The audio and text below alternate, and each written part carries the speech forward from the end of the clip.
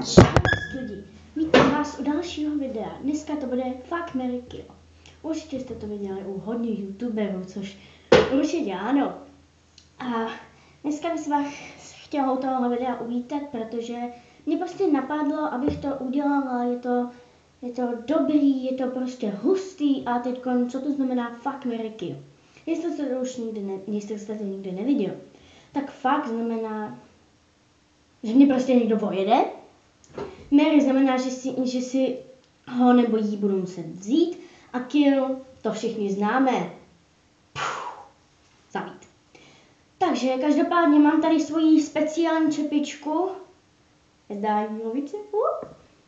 A tam jsou napsaní youtubeři, zpěváci, prostě různí lidi. Jsou tam samozřejmě i holky. Což bude pěkný problém. Vymyslela jsem několik jmen, každopádně jdeme na to. Prstíky se založí. Máme tady první.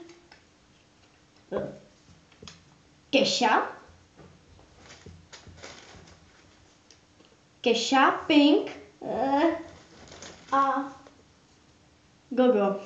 Takže tahle trojice je teda pěkně blbá. No takže Pink. Je to sice hezká zpěvačka, ale strašně blbě zpívá. Kesha je ještě hůř, takže Kesha, papa, Pink asi, no tak jen bych ji pozvala k sobě domů a to je všechno a Goga bych si asi vzala. Tak abych to řekla. Takže tuhle tu trojici máme odbytou, teď ještě další. Pomoc. Zamícháme. A jako první je tady Kovy. Katy Perry, ty vogo. A Terry Blixen. Tak zase stejný, no. Jenom, no takhle, no. Terry Blixen moc neznám, takže tu asi přenecháme někomu jinému. Rozřezanou v pytli. Tu Katy Perry, tu nevím, tak na jednu noc. Ať vypadne. Když nevím, jak bychom to mohli udělat, když jsme jenom holky. No. A Kovyho bych si vzala. Tak, to byla druhá trojice. Takže první tady máme Johnnyho Valdu. Ježišmarja. To je strašný. Smoosu, no zatím to začíná být zajímavý. A Helenu Vondráčkovou. Sakr. No, takže Helenu bych asi zastřelila do hlavičky.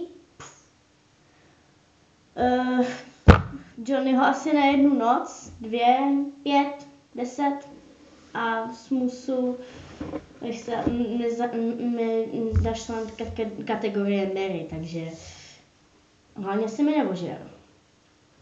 A máme tady poslední trojici. Karel Gott. Ježišmarja. Gamer. A Hogi. Tohle je všechno, no. Tentokrát mám poprvé všechny kluci, takže takhle, no. Kájovi do smrti moc nezbývalo, takže vyjde. No, Gamera asi na jednu noc, 5, 20 a Hogiho bych si vzala. Na to mi zběrá tahle ta kategorie. Takže pokud se vám tohoto video líbilo, dejte like, odběr, komentář nebo sdílejte tohle video mezi své přáteli. Je to totálně jedno. Každopádně, kdybyste mi dali odběr, bylo by to pro mě velikou, opravdu strašně velikou poctou. Tak já se s váma loučím, dívejte se na moje videa, možná, že o nich budete mít i úsměv na tvářích. A já se s váma loučím pro tohle. Tak, čau.